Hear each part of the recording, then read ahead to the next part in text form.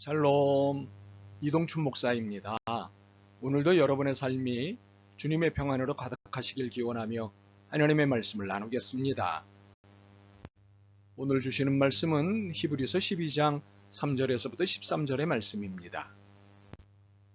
이 말씀 중에 3절로부터 6절까지를 읽겠습니다. 너희가 피곤하여 낙심하지 않기 위하여 죄인들이 이같이 자기에게 거역한 일을 참으신 일을 생각하라. 너희가 죄와 싸우되 아직 피 흘리기까지는 대항하지 아니하고 또 아들들에게 권하는 것 같이 너희에게 권면하신 말씀도 잊었도다. 일러스되 내 아들아 주의 징계하심을 경히 여기지 말며 그에게 꾸지람을 받을 때에 낙심하지 말라. 주께서 그 사랑하시는 자를 징계하시고 그가 받아들이시는 아들마다 책찍질하심이라 하였으니. 아멘. 히브리서 12장 3절로부터 13절 말씀을 본문으로 징계, 거룩한 교정이라는 제목으로 말씀을 나누도록 하겠습니다. 히브리서 기자는 11장을 끝내자마자 믿음의 경주를 하고 있는 우리에게 용기와 격려를 주는 메시지를 내놓고 있습니다. 그 이유인즉 믿음의 선배들의 큰 믿음의 태도들을 보고 혹시 우리가 주눅이 들었을까 하는 염려가 있었던 것 같습니다. 하지만 히브리서 기자는 용기와 격려의 메시지를 주고 나서는 바로 믿음의 경주가 단순히 경주가 아닌 훈련이라는 사실을 드러냅니다. 4절에서부터 6절을 봅니다. 너희가 죄와 싸우되 아직 피 흘리기까지는 대항하지 아니하고 또 아들들에게 권하는 것 같이 너희에게 권면하신 말씀도 잊었도다.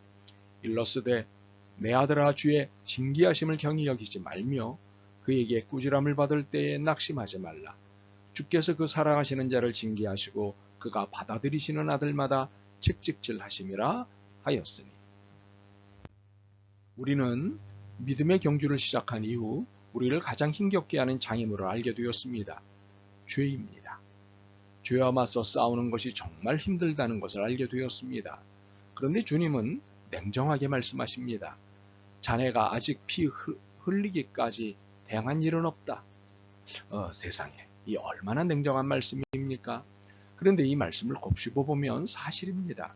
그리고 뒤집어 읽어보면 그래서 징계, 즉 훈련이 필요할 수밖에 없다는 사실입니다.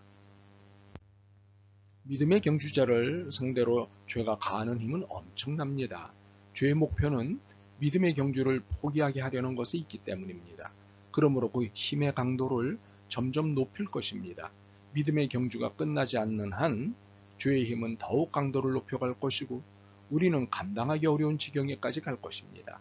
바로 이러한 상황을 견뎌내려면 훈련이 필요할 수밖에 없습니다. 이렇게 훈련은 그 필요성과 당위성을 동시에 갖게 됩니다. 그런데 이것에 우리 모두를 빠져나갈 수 없게 하는 의미가 덧붙여집니다. 나 힘들어서 훈련 안 받을래 하는 또는 하려는 우리에게 그렇게 말하지 못하도록 엄청난 사실을 공개합니다. 6절로부터 9절입니다. 주께서 그 사랑하시는 자를 징계, 즉 훈련하시고 그가 받아들이시는 아들마다 책찍질, 즉 훈련하심이라 하였으니 너희가 참음은 징계, 훈련을 받기 위함이라. 하나님이 아들과 같이 너희를 대우하시나니 어찌 아버지가 징계, 즉 훈련하지 않는 아들이 있으리요. 징계, 즉 훈련은 다 받는 것이거늘 너희에게 없으면 사생자요 친아들이 아니니라. 또 우리 육신의 아버지가 우리를 징계 즉 훈련하여도 공경하였거든 하물며 모든 영의 아버지께 더욱 복종하며 살려 하지 않겠느냐. 히브리서 기자는 우리와 하나님의 관계가 단지 신인의 관계가 아니라 자식과 부모의 관계라는 사실을 폭로합니다. 아예 꼼짝달싹 못하도록 이 관계를 폭로합니다. 그렇기 때문에 사랑하고 사랑하기 때문에 훈련을 시킬 수밖에 없다는 필요성과 당위성을 설명합니다. 사실 신인관계가 아닌 부모와 자식 관계라는 말을 들을 때 아멘이 나와야 정상일 텐데 훈련의 필요성과 당위성을 이야기하는 이 자리에서는 별 감동이 되지 않을 수도 있습니다. 힘든 것이니까요. 바로 이 시점을 놓치지 않는 히브리서 기자입니다. 그는 힘들다고 하는 우리에게 10절과 11절을 내놓습니다. 그들, 즉 육신의 부모는 잠시 자기의 뜻대로 우리를 징계, 즉 훈련하였거니와 오직 하나님은 우리의 유익을 위하여 그의 거룩하심에 참여하게 하시느니라. 무릇 징계 즉 훈련이 당시에는 즐거워 보이지 않고 슬퍼 보이나 후에 그로 말미암아 연단 즉 훈련받는 자들은 의와 평강의 열매를 맺느니라. 히브리서 기자는 훈련의 유익성을 두 가지로 설명합니다. 하나는 하나님의 거룩하심에 참여하게 된다는 것이고 다른 하나는 의와 평강의 열매를 맺게 된다는 것입니다. 훈련이라는 것은 분명 당장 고단합니다. 그래서 대부분이 훈련을 좋아하지 않습니다. 그러나 훈련의 덕을 아주 오랫동안 보게 된다는 사실을 안다면 태도는 달라질 것입니다. 무엇보다 믿음의 경주에 있어 훈련은 죄를 이기게 하는 강력한 힘이 되기 때문입니다. 그리고 하나님의 거룩하심에 참여하게 되고 정의를 행하고 평화의 삶을 살게 되는 결과까지도 얻게 됩니다. 그렇다면 우리는 히브리서 기자의 권면처럼 이 훈련을 거절해야 할 명분 대신 이 훈련을 받을 태도를 취하는 것이 옳습니다. 그것은 12절과 13절입니다. 그러므로 피곤한 손과 연약한 무릎을 일으켜 세우고 너희 발을 위하여 곧은 길을 만들어 저는 다리로 하여금 어그러지지 않고 고침을 받게 하라. 그런데 사실 이러한 태도는 자기 결단이 필요한 태도입니다. 죄의 유혹에 빠지기 쉬운 성품을 갖고 있는 우리이기에 피곤한 손과 연약한 무릎일 수밖에 없습니다. 그런 우리가 무릎을 일으켜 세우고 똑바로 걷는다는 것은 상당한 자기 결단이 필요합니다. 믿음을 가지십시오. 용기를 내십시오. 라는 말은 들리지만 믿음을 갖고 용기를 내기는 쉽지 않습니다. 우리는 이러한 사실, 이러한 현실을 직시할 필요가 있습니다. 그러므로 이러한 사실 또는 현실을 무시할 이유를 찾지 않았으면 좋겠습니다. 오히려 3절을 묵상하며 힘을 얻는 것이 좋겠습니다. 너희가 피곤하여 낙심하지 않기 위하여 죄인들이 이같이 자기에게 거역한 일을 참으신 이를 생각하라. 물론 3절에서도 주의해야 할 내용이 있습니다. 하나님의 참으심을 묵상하는 것이 믿음의 경주를 할 힘을 얻을 수 있는 방법이지만 늘 이렇게만 되는 것이 아니라는 사실입니다. 힘을 얻을 수 있는 방법은 믿음의 선배들의 응원도 있고 주님을 바라봄도 있습니다. 이 여러 방법이 있음에도 낙심에 빠지지 않는 일은 생기지 않습니다. 낙심에서 쉽게 벗어나지도 않습니다. 이렇게 하면 낙심과 상관없는 삶을 산다고 하는 말은 설레발이고 호들갑입니다. 오히려 3절을 묵상할 수밖에 없는 우리 자신의 한계를 인정하는 것이 건강한 믿음입니다.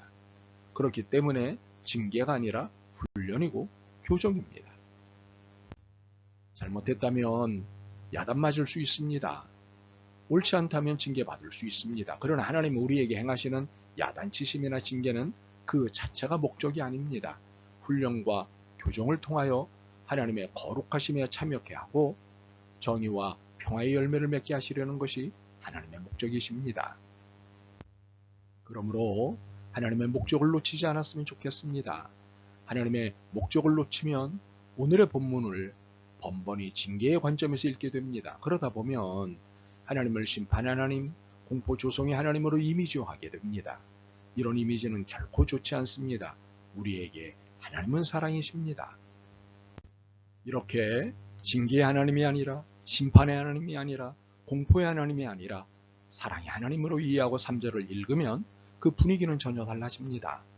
예수님은 형편없는 사람들로부터 수없이 많은 모독과 욕설을 들으셨습니다. 그러나 견디셨습니다.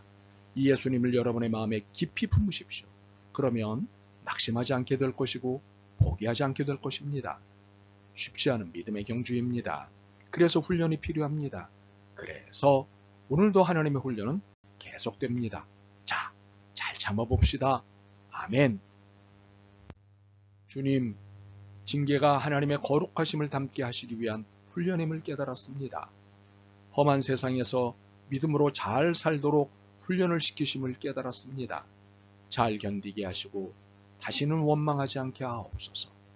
예수 그리스도의 이름으로 기도드립니다. 아멘. 오늘도 여러분의 믿음과 삶을 응원합니다. 사랑합니다.